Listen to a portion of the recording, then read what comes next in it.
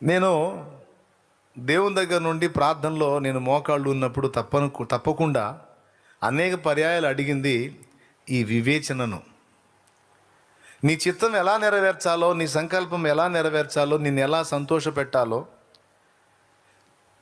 ఏది సత్యమో ఏది అసత్యమో నేను ఎలా తెలుసుకోవాలో, ఎవరితో ఎలా వ్యవహరించాలో, ఎక్కడ ఎలా స్పందించాలో ఆ వివేచన నాకు ప్రసాదించు దేవా అని తరచుగా ప్రార్థన చేసుకున్నట నా అలవాటు. ఒకవేళ మీకు ఈ అలవాటు లేకపోతే తప్పకుండా మీరు కూడా వివేచనని ఒక వరముగా అడగండి దేవుణ్ణి. దేవునికి స్తోత్రం. ఏంటిది? వివేచన. ఈ వివేచన అనేది లేకపోతే ఖచ్చితంగా బోల్తా పడతాం. అర్థమైందా? అనేక సంగతులను గురించి కొంతమంది పొరపాటు అభిప్రాయాల్లో ఉండటానికి వివేచన లేమియే కారణం. లేఖనాలను అపార్థం చేసుకున్నారు, భక్తులను అపార్థం చేసుకున్నారు, పరిస్థితుల్ని అంచనా వేయలేకపోయారు. మేము కరెక్ట్గా ఉన్నాము, భక్తిలో ఉన్నాము అని భక్తి గర్వంలోనికి వెళ్ళిపోయారు. అర్థమైందా? వాక్యాన్ని సరిగా వివేచించకుండా, సరిగా నిర్వచించకుండా అపసవ్య బోధల్లోనికి ప్రవేశించారు, అపసవ్య బోధలు చేశారు.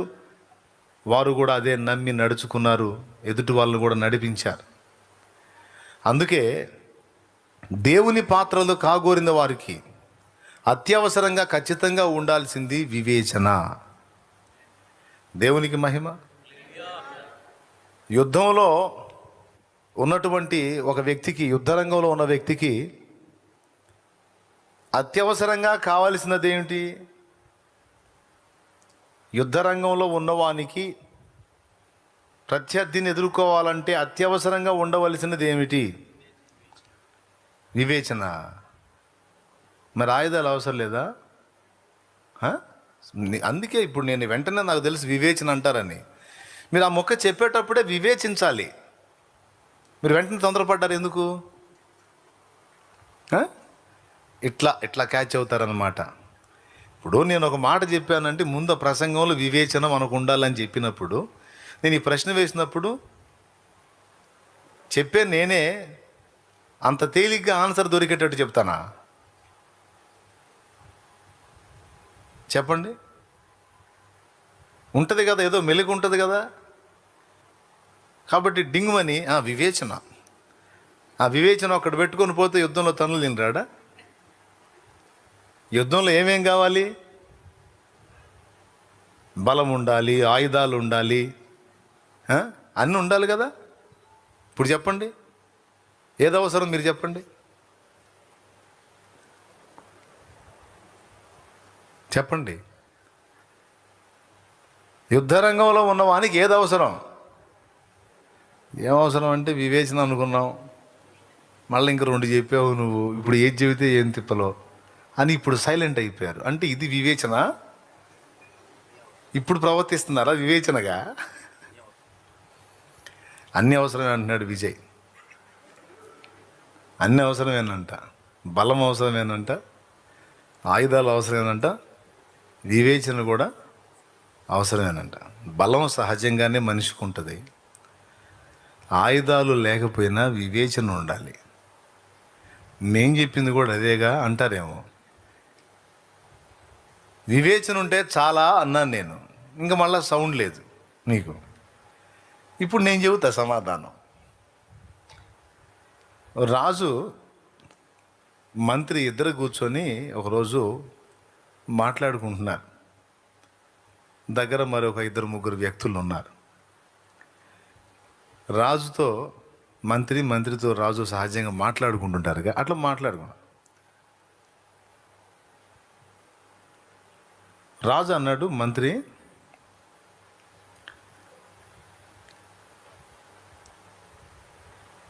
ఆయుధాలు గొప్పవా, వివేచన గొప్పదా అన్నాడు. ఏం గొప్పవి? ఆయుధాలు గొప్పవా, వివేచన గొప్పదా అన్నాడు. అప్పుడు మంత్రి అన్నాడు, వివేచన గొప్పది మహారాజా అన్నాడు. నువ్వు చిక్కావు. వివేచన గొప్పదన్నావు, మరి ఆయుధాలు లేకపోతే ఎదుటోడి చేతిలో తన్నులు తింటాం కదా అన్నాడు. ఏం కాదు మహారాజా, వివేచన అనేది ఉంటే మనం ఏదైనా చేయగలుగుతాం, వివేచన చాలా ముఖ్యం అన్నాడు. రాజుకు అడ్డు చెప్పాడు. రాజు ఊరుకోలా. ఎట్లా? ఆయుధం కావాలి, ఆయుధం గొప్పది, నువ్వు వివేచన అంటావు అన్నాడు. వివేచన ఉంటే ఆయుధం లేకపోయినా పర్వాలేదు మహారాజా అన్నాడు. మన దగ్గర వివేచన ఉంటే ఆయుధం లేకపోయినా పర్వాలేదు. వివేకం, వివేచన. వివేచించటం అంటే ఎదుటివారు వ్యక్తం చేస్తున్న వాటిని ఆలోచించి గ్రహించటం ఒక అర్థం. వివేకం అంటే సమయోచితంగా ప్రవర్తించటం. మళ్ళీ ఇందులో కూడా మార్పు ఉన్నాయి అర్థాలు. వివేచన, వివేకం మళ్ళీ రెండు ఒకటి కాదు. వివేచించటం అంటే ఎదుటి వాళ్ళ నుండి వ్యక్తమవుతున్న వాటిని పరిశీలించి గ్రహించటం. వివేకం అంటే సమయోచితంగా ప్రవర్తించటం. వాళ్ళిద్దరికి వచ్చిన సంవాదం ఆయుధం, వివేకం. మంత్రి అన్నాడు, వివేకం ఉంటే ఆయుధం కూడా అవసరం లేదన్నాడు. అట్లెట్లా కుదిరిద్ది, నేను ఒప్పుకోను దీనికి అన్నాడు. వీళ్ళిద్దరూ సంభాషించుకుంటుంటే రాజుగారి పట్టపుట ఏనుగు, మదించినటువంటి ఏనుగు, మరి అప్పుడు దానికి ఏమైందో ఏమో, అప్పటిదాకా ప్రశాంతంగా వచ్చింది, సడన్గా బెదిరినట్టుగా కదిలి మనుషులను అటు ఇటు విసురుకుంటూ రాజుగారు ఉన్న ప్రదేశానికేసి ఒక్క ఉదుటున రాసాగింది. ఇప్పుడు రాజుగారి వరలో కత్తి ఉంది. అక్కడున్న సైనికులు ఈటెలు తీసుకొని ఉన్నారు. అది ఘీంకరించుకుంటూ అలాగొచ్చేసేసరికి ఏం చేయాలో అర్థం కాలేదు. భటులు దాన్ని ఎదురుకుపోయి ఈటెలు తీసుకొని దాని మీదకి వెళ్ళారు. వీళ్ళు తీసుకున్న ఈటెలు దానికి ఏమన్నా లెక్క, తొండంతో అటోకండి ఇటోకండి విసిరింది. ఆయుధాలు బుస్ అయిపోయినాయి అక్కడ. ఈ రాజుగారి దగ్గర వరలో కత్తి ఉంది, కానీ ఆ ఈటెల్ని అవతల పడేసి దానికి కత్తి ఒక లెక్క. మంత్రి దగ్గర ఏ ఆయుధం ఉండదుగా. ఉంటే మంత్రి దగ్గర ఒక చిన్న కత్తి ఒకటి ఉంటుంది. కాబట్టి ఇప్పుడు ఏం చేయాలో రాజుగారు బిక్కదచ్చి నిలబడ్డాడు. ఏనుగు వచ్చేస్తుంది ఘీంకరించుకుంటా. దాని ఘీంకారం, ఏనుగు ఘీంకారం ఎంత గంభీరంగా ఉంటుందో కదా, అలా ఘీంకరించుకుంటా వస్తుంది. తీరా రాజు దగ్గరకు వచ్చి రాజును సమీపించి రాజుని తొక్కబోయేటువంటి టైంలో మంత్రి అటు ఇటు చూశాడు. గోడ మీద ఒక పిల్లి కనపడింది. టపిమని ఆ పిల్లిని తీసుకొని ఏనుగు ముఖం కేసి విసిరాడు. విసిరేసరికి ఆ పిల్లి పెద్ద శబ్దంతో అరుచుకుంటూ దాని ముఖం మీద పడేసరికి కత్తుల్ని ఈటల్ని లెక్క చేయని ఏనుగు నా మీదకి ఏదో ఇంకొక జంతువు వచ్చి పడింది అనుకొని అది ఒక్కసారిగా స్టన్ అయిపోయి భయపడిపోయి అది వెనక పారిపోవటం మొదలుపెట్టింది. దేవునికి స్తోత్రం కలుగును గాక. హల్లెలూయా. కాసేపు గుండె దడ కొట్టుకుంది. గుండె దడ వచ్చేసింది రాజుకి. గుండె దడ తగ్గిన తర్వాత చిన్నగా మెల్లగా మంత్రి మాట్లాడాడు. మహారాజా క్షమించండి, నేను ఇట్లా అంటున్నాను, నేను ఏమనుకోదు. ఇందాక మీరు అన్నారు కదా ఆయుధం గొప్పది అని. ఆయుధాలు దాన్ని ఆపినయ్యా. నా చేతిలో ఆయుధం లేదు, వివేకం ఉంది. వివేకం ఉన్నవాడికి ఆయుధాలే అవసరంలా, అందుబాటులో ఉన్న దేన్నైనా వినియోగించి వాడు విజయం సాధించగలడు అన్నాడు. దేవునికి స్తోత్రం కలుగును గాక. దీనికి దావీదు కూడా మనకు ఒక నిదర్శనం. ఆయనకి పైనుంచి కింద దాకా కవచాలు లేవు, కత్తులు ఈటలు ఏమీ లేవు. దేవుని మీద విశ్వాసం ఉంది. తన దగ్గర ఉన్నదే తీసుకున్నాడు. దావీదు దగ్గర ఉన్నది వివేకం. చూసారా మీరు? వివేచన ఉంది, వివేకం ఉంది, రెండు ఉన్నాయి దావీదు దగ్గర. ఎందుకు చెప్తా. ఇప్పుడు ఈట తీసుకొని పోయాడు అనుకోండి. ఈట తీసుకుంటే యుద్ధం వేరు. ఈట తీసుకొని నుదుటను కొట్టగలడా? కత్తి తీసుకొని పోయాడు అనుకోండి, సౌలు మాటిని కత్తి తీసుకొని నుదుటిలో గుచ్చగలడా? వాడేం పైనుంచి కింద దాకా అంతా కవచాలు పెట్టుకున్నాడు, తలకు కూడా శిరస్త్రాణం పెట్టుకున్నాడు. కాకపోతే నుదుటి భాగంలో మాత్రం ఒక వెడల్పాటి రంధ్రం ఉంది. మరి ఊపిరాడక పెట్టుకున్నాడో, గ్లామర్ కోసం పెట్టుకున్నాడో, కవచం అట్ట తయారు చేసుకుంటారో అది వేరే సంగతి. ఇప్పుడు గొలియాత్ ఏ కారణం చేత పెట్టుకున్నాడో ఏమో, ఇక్కడ గ్యాప్ అయితే ఉంది, శిరస్త్రాణానికి గ్యాప్ ఉంటుంది. ఆ గ్యాప్లో కొట్టాడు. ఏం తీసుకొని అంటే నాకు తెలిసి, నేను అనుకుంటున్నా, గొలియాత్ వచ్చి సవాలు విసిరినప్పుడే దావీదుకి ఐడియా వచ్చి ఉండాలి. వాడు వచ్చి సవాలు విసురుతున్నప్పుడే స్కెచ్ గీసుకున్నాడు, ఏ టైపులో కూడా తీడు పడతాడని. దేవునికి స్తోత్రం కలుగును గాక. పైనుంచి కింద దాకా అన్నీ వీడు దిగేసుకొని ఉన్నాడు. ఇంత పొడుగున్నా కూడా వీడికి భయం. వాడి పర్సనాలిటీని చూసి జనం భయపడుతున్నారు, కానీ వాస్తవంగా వాడికి భయం ఎక్కువ. ఇప్పుడు వాడంత ధైర్యం కలిగిన వాడైతే, వాడిది అంత పెద్ద శరీరానికి కవచాలు ఎందుకు? కామన్గా రావచ్చు. అంత పొడుగుండి కూడా వాడు కవచాలు వేసుకున్నాడంటే అర్థం ఏంటి? వాడికి ముందే డౌట్ ఉంది, ఇశ్రాయేలీలు మామూలు కాదు, ముదురులు. నేను అజాగ్రత్తగా పోతే నన్ను అయినం చేస్తారని అప్పటికి జాగ్రత్త తీసుకొని వాడు వచ్చాడు. అయినా తప్పలేదు, దావీదు చేతిలో దెబ్బతిన్నాడు. ఏం తీసుకెళ్ళా, కత్తులు ఈటలు అంటే అవసరం లేదు మహారాజా, నేను ముందే స్కెచ్ గీసుకున్నాను, నా స్కెచ్ని దేవుడు అక్షరాల అమలు చేస్తే అంతే చాలు. దేవునికి స్తోత్రం కలుగునుగా. సమస్య కళ్ళ ముందు రాగాన్ని దీన్ని ఏ టైపులో కొడితే అయిపోతుంది. ఆలోచన లేనోళ్ళేమో హడావుడి చేసి ముందుకు దూకుతారు. వివేకం కలిగిన వారు, వివేచన కలిగిన వారు తొందరపడి నోరు జారటం కానీ, చేయి జారటం కానీ, కాలు జారటం కానీ, కను జారటం కానీ, పెదవి జారటం కానీ చెయ్యరు. కొద్దిగా సంయమనం పాటిస్తారు, ఆచితూచి అడిగేస్తారు. దడేశ్వరులాగా ఉండరు. ఎవరులాగా ఉండరు? కొంతమంది దడేశ్వరులు ఉంటారు, కొంతమంది అట్లే ఉండరు. ఆగి కొంచెం ఆలోచిస్తారు, వివేచిస్తారు, వివేకంగా ప్రవర్తిస్తారు. దేవునికి స్తోత్రం చెప్పండి. సంగతి వెనక ముందు ప్రత్యుత్తరం ఇచ్చువాడు తన మూఢత్వమును కనపరచి సిగ్గునొందు అని ఉంది సామెతల్లో. కొంతమందికి తొందరపాటు ఎక్కువ.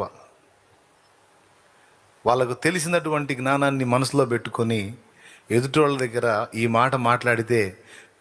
మాట మాట్లాడితే నాకు ఏ పక్క నుంచి మొహం పగిలిద్దు అని వివేచన లేకుండా వాళ్ళకు తెలిసిన విషయాల్ని డింగ్మని మాట్లాడతారు.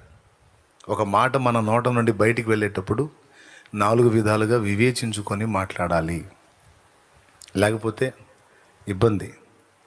దేవునికి మహిమ. సేవ చేసే వాళ్ళకి ముందు అన్నిటికంటే కూడా నాయకుడు అనేవాడికి నాలుక చాలా జాగ్రత్తగా ఉండాలి. ఏముండాలి? నాయకుడికే కాదు, అసలు ఏ మనిషికైనా నాలుక కంట్రోల్లో ఉంటే చాలా వరకు వాడు విజయం సాధించినట్టే. ముఖ్యంగా నాయకుడికి, నాయకురాలికి నాలుక చాలా కంట్రోల్లో ఉండాలి. ఈ నాలుక ఉంది చూశారు, మొత్తం కలిసి 3-4 అంగుళాలు ఉండదు ఈ నాలుక. డింగు మాట్లాడిద్ది, నోట్లోకి వెళ్ళిపోయిద్ది, వీపు పెట్ట తన్నులు తింటూ ఉంటుంది. నాలుకని ఎవరన్నా కొడతారా? అది మాట్లాడి లోపలికి వెళ్ళిపోయి తలుపేసేసుకుంటుందా? తలుపు అంటే పెదాలన్నమాట. పగిలేది ఎక్కడ? పాపం ఇది ముందే మొచ్చుకుంటుంటుందా, నువ్వు మాట్లాడవాకవే నన్ను కొడతారని. అందుకే నాయకుడు అనేవాడికి నాలుక చాలా జాగ్రత్తగా ఉండాలి, లేకపోతే ఇబ్బంది. కొంతమంది నోరు జారుతారు, మాటలు జారుతారు. వాళ్ళు తెలివి గల్లోలాగా, జ్ఞానవంతుల్లాగా దైవజనుల్ని కూడా మేము ఎక్స్రే చేసాం, మేము పరిశీలించాం, అసలు ఆయన అలా, ఈయన ఇలా అని దైవజనుల్ని విమర్శించడానికి నోరు తెరుస్తారు తొందరపడి. కూర్చొని వినే విశ్వాసికే నీకు అంత ఉంటే చెప్పేవాడికి ఎంత ఉండాలి? 5వ క్లాస్ వాడికే నీకు అంత ఉంటే ఇంటర్మీడియట్ చదివేవాడికి ఎంత ఉండాలి? అవన్నీ దాటుకొని కదా వచ్చాడు. ఉంటాయి. అందుకని ఎవరి దగ్గర అయినా నోరు జారేటప్పుడు, ముఖ్యంగా దేవుని సేవకుల్ని కామెంట్ చేసేటప్పుడు, ఈ మధ్య పార్టీలు అయిపోయినాయి. నేను పౌలు వాడను, నేను అపోల్లో వాడను, నేను కేఫా వాడను, నేను యేసుక్రీస్తు వాడను. యేసుక్రీస్తు వాడనని అందరంటే బాగుండు. ఈ మధ్య సేవకులకు ఫ్యాన్స్ అయిపోయారు. మేము ఫలానా ఆయన ఫ్యాన్స్, మేము ఫలానా అక్క ఫ్యాన్స్, అన్న ఫ్యాన్స్, మేము షాలేం అన్న ఫ్యాన్స్, లేకపోతే మేము ఇంకొక అన్న ఫ్యాన్స్, ఇంకొక అన్న ఫ్యాన్స్. ఏంది ఇది? ఏమి సినిమా వాళ్ళ? సినిమా వాళ్ళండి. అన్న ఒక పాట పాడాడు, విత్తినది ఒకడు, నీరు పోసింది వేరొకడు, ఎరువు వేసింది ఎవరైనా, వృద్ధి చేసింది నువ్వేగా అన్నాడు. అన్న పాడేదానికంటే ముందు పౌలు మహనీయుడు మాట్లాడాడు. నేను విత్తాను, అపోల్లో నీళ్లు పోశాడు, వృద్ధి కలుగు చేసిన వాడు ప్రభువే. నేను ఏమన్నా సిలువ ఎక్కానా, లేకపోతే అపోల్లో ఏమన్నా ప్రాణం పెట్టాడా? కేఫా ఏమైనా మీకోసం ప్రాణం పెట్టాడా? ప్రాణం పెట్టిన వాడు ప్రభువే కదా. కాబట్టి మీరందరూ యేసుక్రీస్తు వారుగా ఉండాలి. అంతేగాని మనుషుల్ని బట్టి అతిశయపడటం.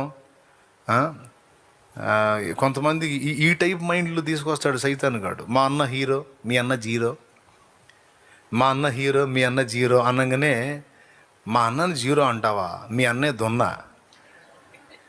మా అన్నని దున్న అంటావా, మీ అన్న పంది.